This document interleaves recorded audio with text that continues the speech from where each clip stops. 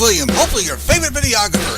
We are here at the Dallas Area Rapid Transit Board meeting, the agency known as DART to Dallas, Texas residents. As a service to the Dallas community, we plan to cover DART board meetings from gavel to gavel. Public comments are required to keep DART board aware of issues close to the ridership that they may not get through other resources.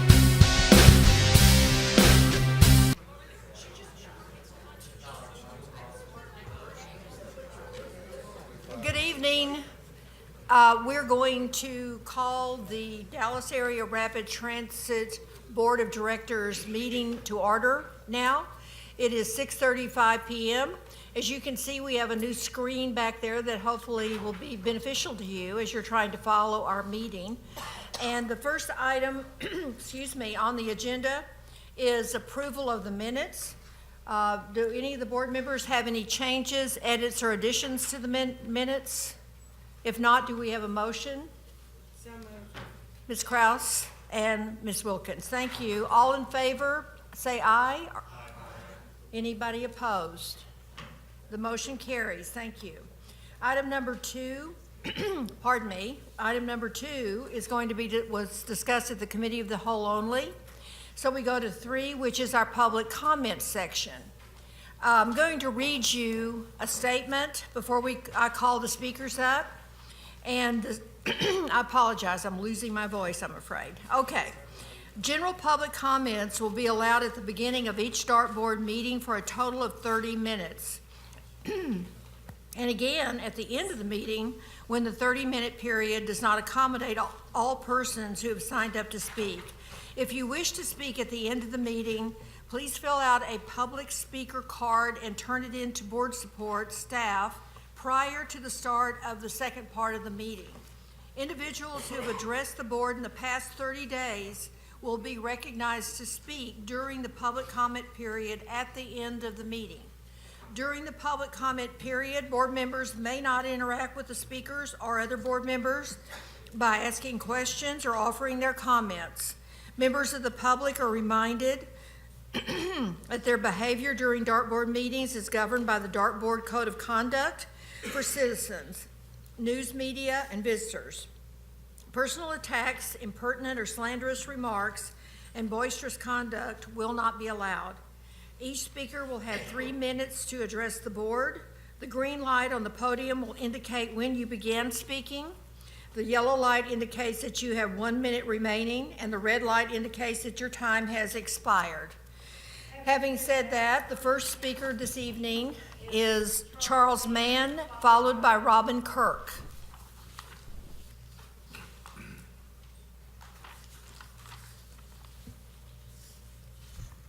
Good evening, Charles Mann, Old East Dallas.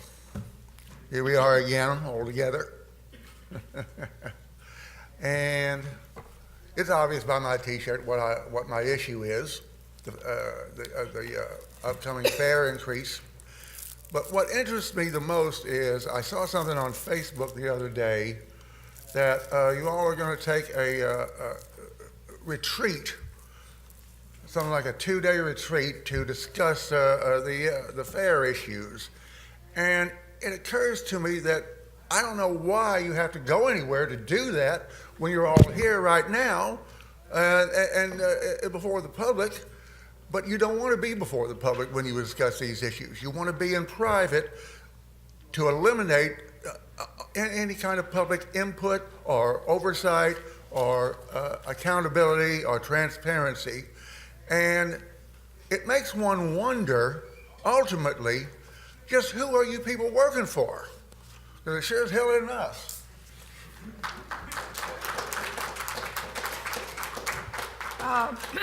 Robin Kirk.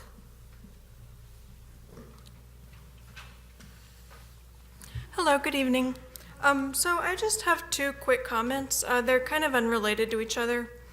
I figured I'd take the chance while I was up here. Number 1, please change the colors of the Orange Line train signs because the orange and red look almost exactly alike.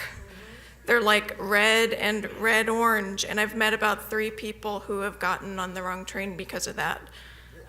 They all look red. So the speakers on the train aren't always really enough. I mean, I know they say this is the orange line, but sometimes people are kind of busy. They're mostly taking the visual cue. So I suggest like the color of Kraft macaroni and cheese for the orange line trains. That said, a bigger topic, I was really happy to hear today that the DART board is considering and the staff is strongly recommending scaling back some of the most regressive aspects of the fare hike. I am thrilled.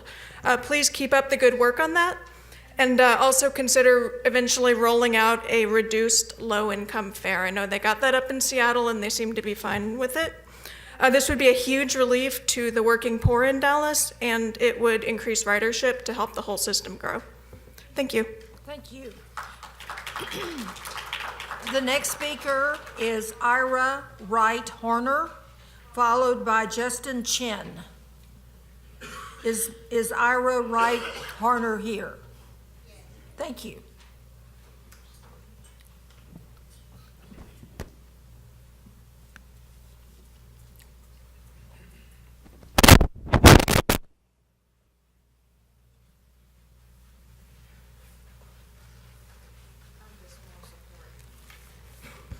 Hello. I'm up here to talk about I'm a DART employee. My husband was a DART employee. We took out insurance on him, but you won't pay me my insurance. They won't pay me my insurance policy. It's been going on 2 years. He passed in 2015. This is 2018. They took the money been taking money out of my check, but they will not pay me his life insurance. So that's when I'm here. So I don't know. She explained to me that she's talked to downtown HR, Denise Crandon, Sheila Jones, several employees at HR, and nobody's just got back with her within the last 2 years. It's going on 3 years now, 2018. So she needs to know who she needs to talk to so she can get paid from her husband's insurance policy. There is a person here this evening that if you would go speak with that person, it's Mark Hare. Mr. Hare, he's raising his hand right here. If you go talk to him, maybe he can help you with your issue. All right? And thank you for coming down. Appreciate that. Thank you. Thank you. The next speaker is Justin Chen.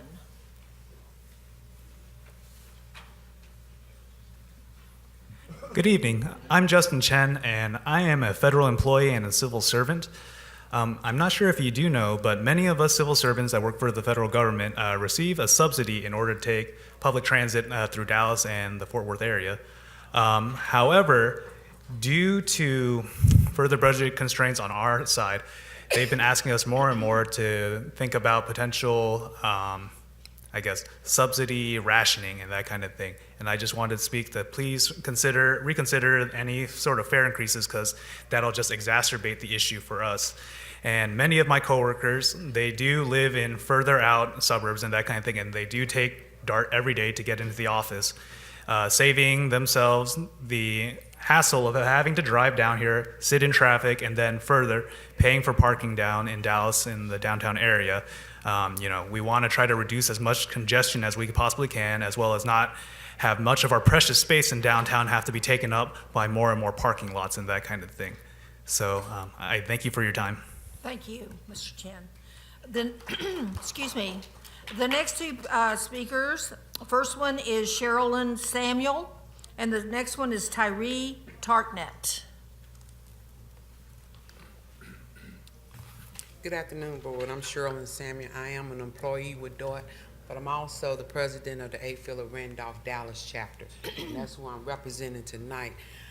I am very disappointed with a lot of things that are going on. I have tried to work within DART to get a lot of this stuff corrected, but no one wants to work with Sherilyn. First thing, we need to go back to the 3 shift for the station agent. Imagine your mother, your grandchildren, your children sitting at the rail station waiting for that first train. And they have to be there by 4 o'clock in the morning. But they can't go inside the building where it's warm because the building don't open till 5. Would you like that to happen to your children or your grandmother or your parents? Second, a police officer should be at the station for all 3 shifts because we have so much chaos going on out there. Don't nobody know about it but the people that work out in the field. The people that make the decisions on changing things do not work in the field. And they only get people that work in the field that will do whatever they ask them to do. The agent in the police shift should start 15 minutes before the first train gets to its first stop. That is for the safety of us all. On the train, a fire inspector and a security guard on each train. That is for the safety of us all. Because as we have these people in places on the train, at the stations, then when me as a bus operator have an issue on my bus, I'm not worried. I just know to keep driving because I know an officer is going to be there. The next thing, the insurance that we have now is the worst that we ever have had. I have been getting all of my medications for $60. I went this month, one medication out of my pocket was over $500. That make me feel like I understand how the senior citizens feel now, where they have to make a decision whether they're gonna eat or buy their medicine.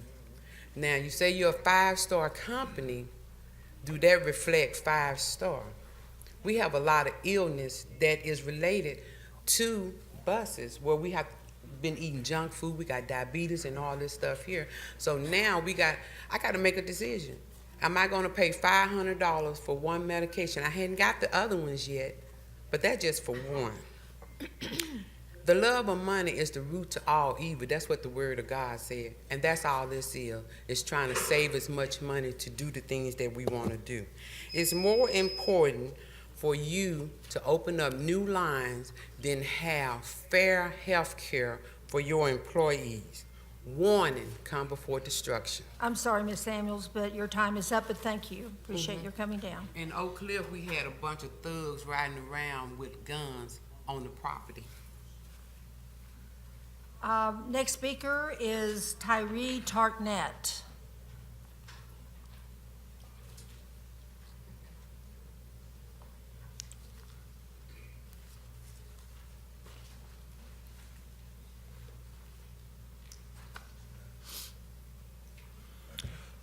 Well, the only thing I just want to say, I'm just a regular, person,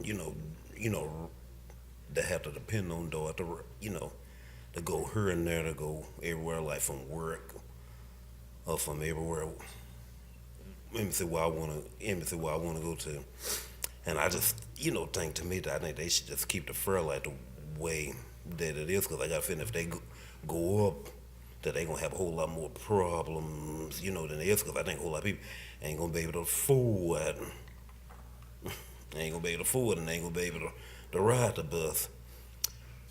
Then I like that part, like Sharon, like she said that they should have,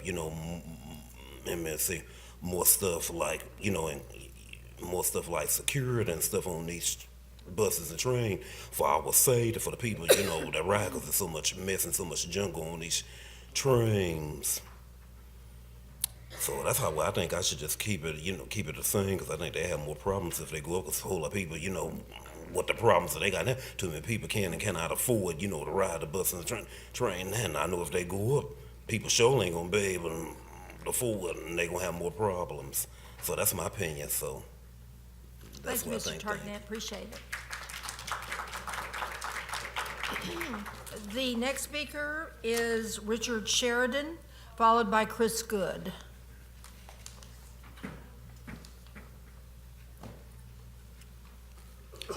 Yes, good evening and happy New Year. I've spoken before on this very important subject. Ask for no increase, particularly on the poor, how it would negatively affect the poor in our city. Certainly, it'll affect everyone, but it'll certainly affect the poor. And as the previous speaker said, you're looking at being sensitive to that issue. A good summary of the Dallas economic condition that you're considering raising the fare is a report by NBC News. Statistic released by the Dallas Poverty Task Force reveal that the poverty rate in Dallas has reached a crisis point. The Dallas economy has proven to work well for millionaires, but has neglected to provide opportunities and a positive growth for the poor and working class, the report shows. According to recent data, more than half of Dallas households make less than $50,000 a year. 28% of households make less than $25,000 a year, and 27% make less than $20,000 a year. Poverty Task Force has compared the poverty rate in Dallas to Philadelphia and Baltimore, and systems in place have for decades denied portions of the city's poor and working class the opportunity for advancement. According to recent data, 90% of jobs are north of 30. So again, it's a very poor community, certainly down in I-30, and I live there. I want to look at the big picture of what's going on here. Most, if not all, of the Dallas board members are appointed by the city council members, and our city council is responsible for the major problem with HUD monies, the misappropriation of millions of dollars of HUD monies, where it should have gone to integration and not segregation. And that's a reflection of the heartlessness of the city council members, and perhaps a reflection of some DART members. And then you have the homeless situation, which has gone up 100% in the last, doubled in the last 10 years. Another indication of heartlessness, where there really is a simple solution to take care of the homeless. And paratransit, that's a reflection in 2014. Paratransit deal causing headaches. DART raises rates for paratransit despite complaints. You know, the MV transportation. They were given an award where we had many people kept complaining about the paratransit problems. And again, another reflection of, in my opinion, this board at the time not really caring about the poor in our city. So again, I'm asking that you don't raise the rates, particularly as they would affect the poor in the city of Dallas and surrounding communities. Thank you very much. Thank you, Mr. Sheridan. Mr. Good?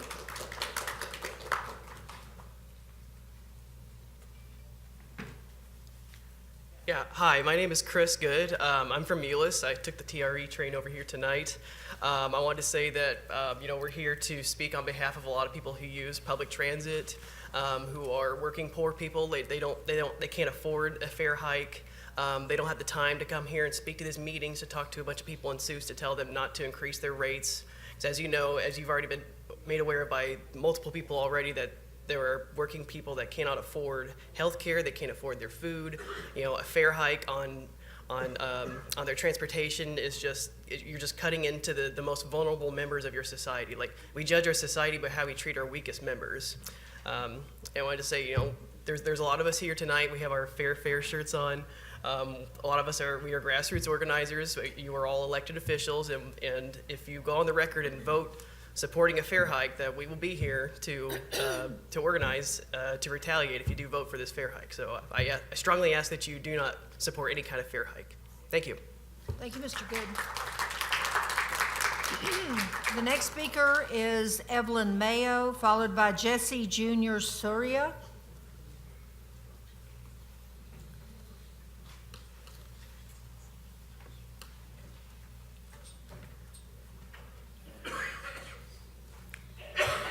My name is Evelyn Mayo. Sorry. And I work for Legal Aid of Northwest Texas, and almost all of our clients are either low income or fixed income, and so a fare hike would drastically stress an already very tight budget. So I'm also here in support of not raising the fare hike, and drastically increases the reliability and affordability of transit. So thank you, and I hope that you vote in favor. Thank you, Ms. Mayo. Mr. Soria? Yes, ma'am. Thank you. How you doing? Name is Mr. Soria. Come here on two issues. I had put an internal affairs complaint on an officer named Tommy Johnson. He abused his authority and made a DART station concierge, Anna Vasquez, falsify a legal document. I've gone through the proper channel of command, which is internal affairs complaint notarized, and Sergeant Jesus Chow refuses to investigate the matter. And I've already turned in a complaint on the station concierge and Vasquez, the Cocker Hill PTL station, for falsifying the document. And I just don't want to see this matter get swept under the rug. You know, I have a copy for you if you'd like the internal affairs complaint. So I see Mr. Do you know who took over Mr. Bill Velasquez's area on the board representatives? Ms. Clay. Is it all right if I speak with you after the meeting? Thank you. That's all. Okay. Have the copy. Would you like to speak with Chief Wally before you leave about this incident? I asked to speak to the chief earlier, but they said he was unavailable. Well, it's Deputy Chief, but he's, No, Ed Addison, he don't, okay. he sweeps things under the rug. Okay, you said that? Okay, I'm sorry, thank you. The next speaker is Kenneth Day. Is Kenneth, okay? And it's followed by Isaac Davis.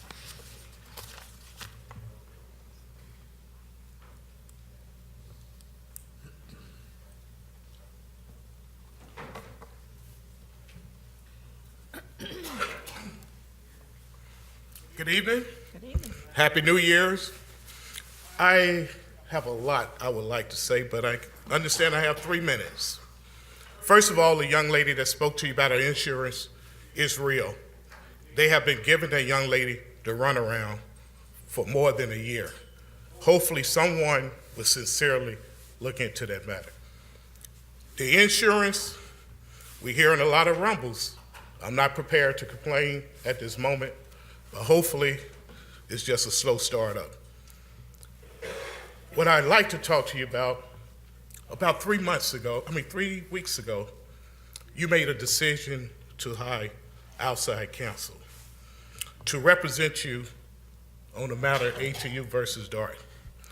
You made that decision based on one side of the story. I understand. But you have a legal department, over 10 attorneys, $150,000, $60,000, $180,000, and you go outside to hire outside counsel on a matter that we should have never been before a court, and no one has been held responsible. You, with fiduciary responsibility, as taxpayers, as I am, and everyone else out here, should be very concerned about how taxpayers' dollars are being spent. And nobody is being held responsible. Let a bus operator break a mirror. Let a mechanic forget to put a screw in. Let a station concierge give out bad information. Somebody will be held responsible, and it will be their jobs. All of this taxpayers' money that's being spent, and no one has been held responsible because the people that's making the decision are still here. Thank you. Thank you, Mr. Day. Is Isaac Davis here? Yes. Thank you. And that speaker will be followed by Henry Johnson. Hi, good evening. My name is Isaac Davis. I am a resident of Rowlett and a student at the University of North Texas in Denton and a frequent DART user. I would just like to come out here and say that the fare hike is going to very negatively impact a large number of people in our community, students, elderly folks, disabled folks. Poor and working class people in our community aren't going to be able to afford increases. We're out here week in and week out talking to people, asking them to oppose this fare increase, and all of the stories that I hear, everyone says like they couldn't afford the last fare increase and they don't know how they're going to afford this one. I don't know how I'm going to afford this one. And I just wanted to say, like, there's a lot of research that shows that the best way that you can improve like the ability for people to like somehow somewhat pull themselves out of just like really like disparate poverty is access to transportation. The research shows that the closer you live to a public transportation station, the more likely you are going to be able to like actually get a job that pays more than minimum wage or a job at all periods. So actually focusing on providing quality, affordable service and making sure that DART staff actually has like safe working conditions, safe working conditions that like I think is what the DART board should be focusing on, because safe working conditions for the DART employees means safe writing conditions for the writers. So I really don't think that this is the right move. I'm glad that you're expanding cut service, and I'm glad that you're considering not increasing the fares, but it's just going to be really bad. Every dollar that someone has to put towards increased fares is a dollar that they have to take away from something else in their life, be it food or medications or their electrical bill or rent. And a lot of people in our community live paycheck to paycheck. So I just don't think that if a public transportation system is actually supposed to be something that serves the public and not something that serves private developers and wealthy members of our community, then the DART board's previous actions don't reflect that. And I think that there needs to be a serious sea change in the orientation of what the DART board sees its obligations as. Thank you for hearing me out. You have a nice evening. Thank you, Mr. Davis. Henry Johnson? Okay, sir, thank you. Okay. Sorry, I'm a little bit loud. My voice carries, so I don't need a mic.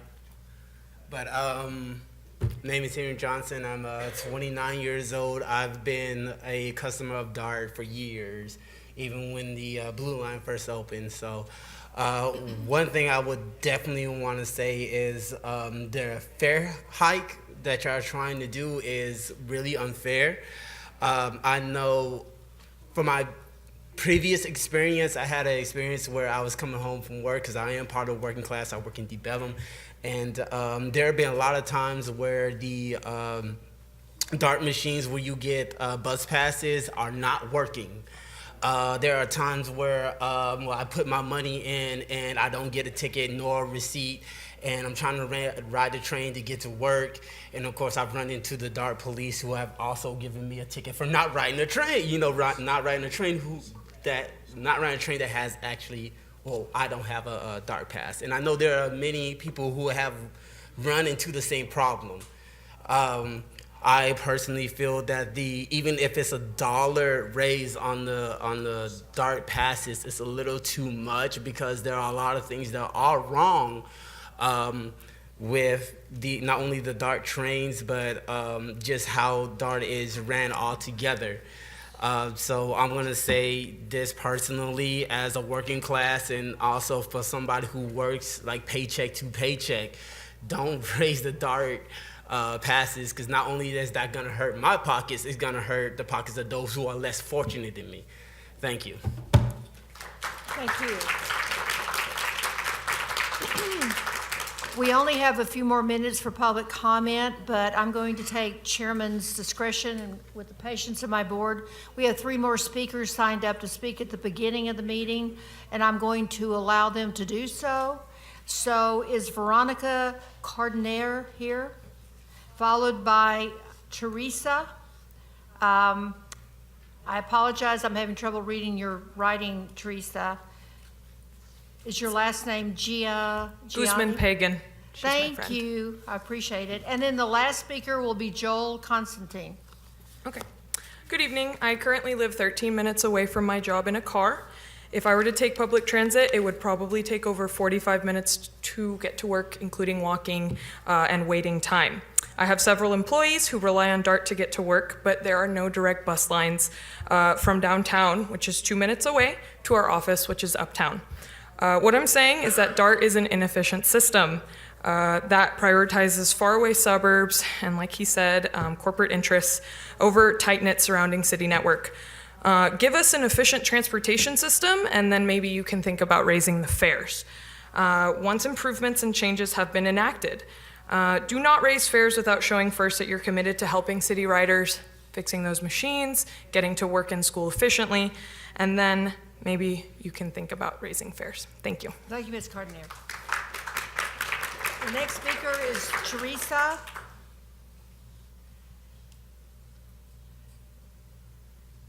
And I'm going to let you tell me your last name correctly. Okay, I apologize. Hi, I'm Teresa Guzman Pagan. Thank you. Hi. Good evening. I wanted to go on public record that I am against a fare increase for Dallas area rapid transit.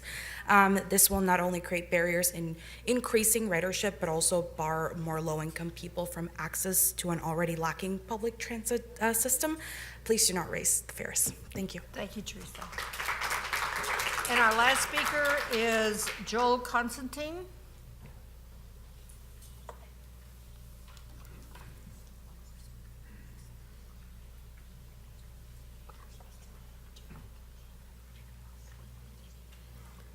Hello, my name is Joel Constantine, and I'm here to speak out against the fare increase that's been proposed because DART is an incredible piece of wealth for the city of Dallas, but it's not just measured in the trains and the buses that run around. What DART is measured in is its ability to provide mobility to those who need it, to those who cannot afford something like a car or who do not have access to that form of transportation. So what DART and what the mobility that DART provides is liberation. It allows people to move on their own, to traverse the city. And when you increase the fares, what you do is you rob people of that freedom. You rob people of their mobility. You rob them of the ability to live their life. Because all of us rely on that transportation. And DART belongs to all of us because of that. And if we don't heed to that thing, if we do not acknowledge this as public transportation, something that is owned by all of us, then we all lose out. Because those of us who need it, those of us who are low income, those of us who are disabled, those of us who are elderly and live on fixed incomes, we cannot tolerate these fare increases as they go in an efficient system. Because if DART does not work for all of us, then it's not working well. The buses take too long to get people where they are. The trains focus on suburbs, they focus on development, they focus on making the lives of real estate developers all that much better. But it's time for DART to change. It's time for us to take the public and public transportation seriously and make that a guiding vision, something that brings us into a new Dallas, a new, bolder world where we prioritize everyone, where DART is not seen as something to use to lure companies into our city, where it's not something to be used to lure tourists here, where it is something that emphasizes everybody's right to a prosperous and equitable life. And that is what DART can do. And if you raise the fares, you eliminate a lot of people's chances to have that kind of life. And so I think it is important for us to think and really consider the ramifications of these actions, because we have the opportunity now, starting this moment, starting the previous moments, always to make DART better, to make this a better city, something that works for everyone who lives here. So I urge you, please do not raise the rates. Please do not increase the fares, and focus on making DART a truly public utility, something that is owned and operated for all of the citizens of Dallas. Thank you. Thank you.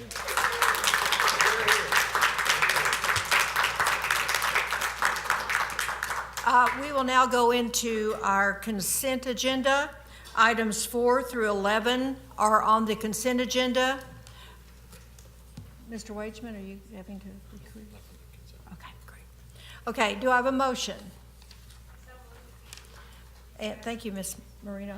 And second, Ms. Kraus. Thank you. All in favor of passing the consent agenda, items 4 through 11, please say aye. Anyone opposed? The motion carries. Thank you. Under individual items for consideration, item number 12, that is Mr. Kennedy. Yep. Madam Chair, before we consider items 12, 13, and 14, I'm going to step out and recuse myself from those items as they involve matters of clients of my law firm. My firm does not represent these clients in these dealings, nor do I represent them in any capacity. About an abundance of caution, I'm going to recuse myself. Thank you, Madam Chair. This item is approval to amend the site-specific shuttle agreement with University of Texas at Dallas. It would reimburse UTD up to 50% of costs for ADA accessibility improvements. It passed unanimously through Operations Safety and Security Committee as well as Committee of the Whole. Thank you. All in favor? Aye. Anyone opposed? Motion carries. Item number 13 is Ms. Marino. Madam Yes. Chair, I have to recuse myself as the competing firms are clients, not on this particular project, but on other projects. Thank you, Mr. Kennedy. Yes, Madam Chair, this item did come before the Planning Committee, and it did pass unanimously on the Planning Committee, and it did come before the Board, the Committee of the Whole, and also passed. So it's selection of the developer to enter into negotiations of a development agreement, ground lease agreement, and related agreement to the Mockingbird Station Transit Orientation Development. So I move approval of this item. All in favor? Aye. Anyone opposed? Passes unanimously. Item 14, Mr. Wageman has recused himself of this particular item. So it is the approval of the contract for financial advisory services. And Mr. Killen, would you like to take this one? Sure. So item 14 is approval of contract for financial advisory services with Estrada and Hinojosa and Company. This was approved in the Budget and Finance Committee, and I would like to move for approval. Thank you. Got a move and a second. All in favor? Anyone opposed? It passes unanimously. Thank you.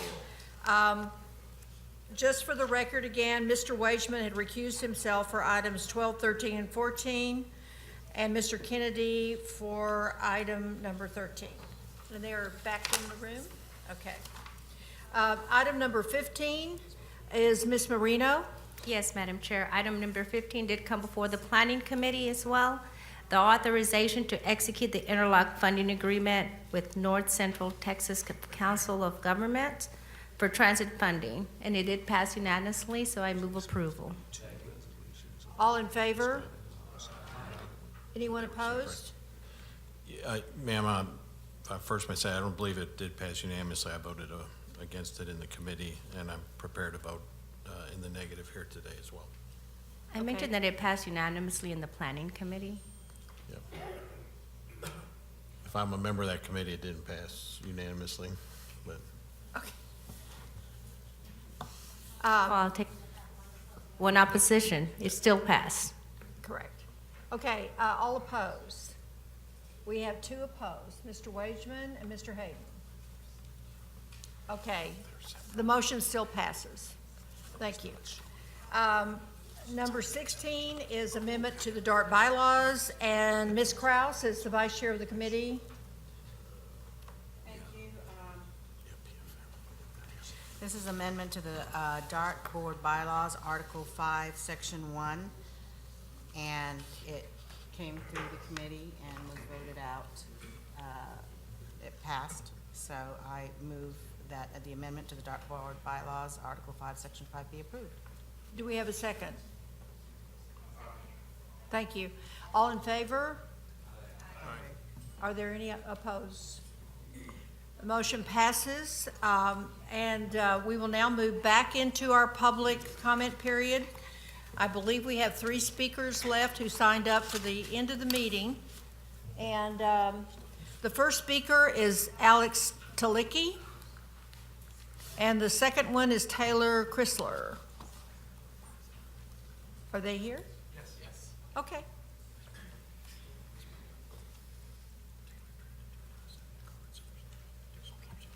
Oh, okay, thank you. Pardon me, just first of all, I wanted to ask, I think there's one more person who wanted to speak. Is there any way you could pick up her form and allow her to speak too? It's just Well, one. It's on actually, typically, that's, they should have already filled out their card, but Yeah, we have it's Mr. already- Chrysler filled out 2 cards, so we will allow that person to take Mr. Chrysler's spot. Oh, yeah, it's just, I think it's still out on the table out Okay. there. She needs to get it in quickly, though. Yeah, I Okay. Anyhow. Okay. Thank you so much. Well, I guess Taylor and I were at the meeting today where there was this morning at 2:45, or this afternoon at 2:45, discussing whether there would be any disproportionate impact on minorities or low-income people from the proposed fare increase. And I just wanted to say I appreciated the point that Mr. Killen made, that even if there's shown to be, I guess the criterion is under 10%, which under 10% disparate impact, which would be no disparate impact. Even if that's the case, that says nothing about affordability. And so it's, as the saying goes, it's a case where the law in its infinite majesty permits the rich and the poor alike to sleep under bridges. And as Mr. Killen said, you could conceivably increase the fares 100% and have it come in under no disparate impact. It doesn't say anything about whether people can actually afford the fares. It's just sort of a straight across the board thing. So I would urge you to, as you consider the fare hike, look at whether it will actually be affordable to people, these proposed increases, because that's a completely different thing from whether or not there's shown to be disparate impact. So thank you so much. Thank you.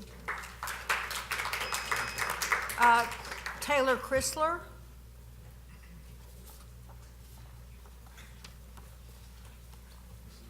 Hello. Oh. Hi. I wanted to briefly address discussions from two of today's meetings, both to the board and riders who cannot attend these meetings but watch the recordings at home. The first was, as Alex Telecki was saying, the Economic Opportunity and Diversity meeting. I wanted to amplify that DART staff responded to board member Killen's question, saying that they have no policy in writing that addresses affordability. Board member Killen recommended that the DART staff work on setting an affordability threshold and present on industry standards on affordability for the next meeting. By the end of the meeting, DART staff said they'd be reporting back on possible strategies to mitigate the impact of the fare restructure, which I look forward to and appreciate. A transit rider has already suggested tonight that you look into low-income reduced fares as well, and I think this would be a good opportunity to do that. However, it didn't seem to be a priority that you report back on affordability. But I think it's clear from tonight's speakers that this should be central to your research on the subject. And the second discussion occurred at the Operations Committee. Board member Cuellar said that she is a middle-aged woman who has used DART without incident for her entire life, and that DART is safe, but perception is everything. I think we want to amplify this and point to statistics that show buses and trains to be far safer than personal automobiles. Thank you for your time. Thank you. Is the last speaker here with the card? No, that's Ms. Taliki. Okay.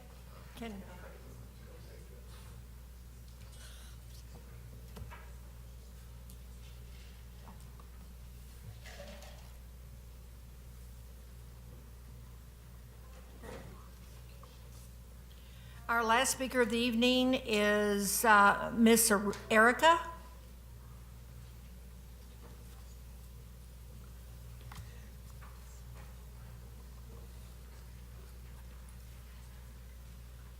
Hello, everyone. I'm a DART rider. I'm from Dallas. I'm an advocate for peace as well. And on my way here, I was telling the people about DART fair and signing the petition and so forth.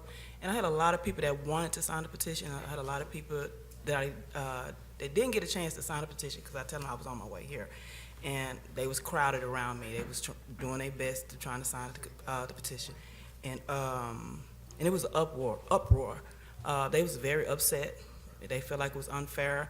And I was telling them that, well, we have people that's gonna fight for the cause.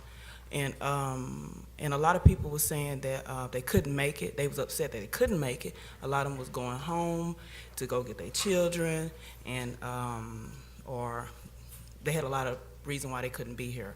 And I was telling them that I'm here, or other people will be here to speak on your behalf. And I was just telling y'all, it's just the whole issue is an uproar. It's just upsetting a lot of people that's on. It's just really upsetting people. And I just hope that y'all really think it through, that not to raise the fare, and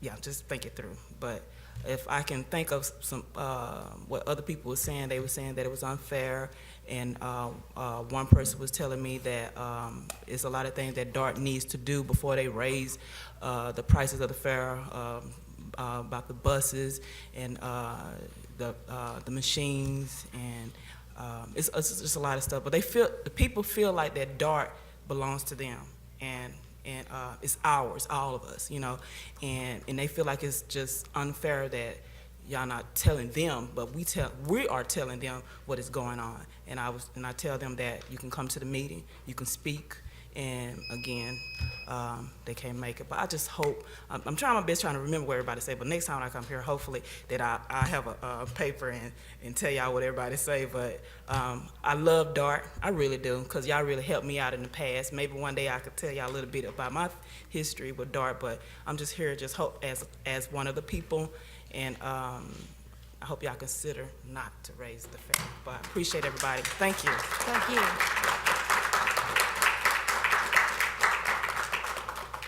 Item number 18 was discussed at the Committee of the Whole.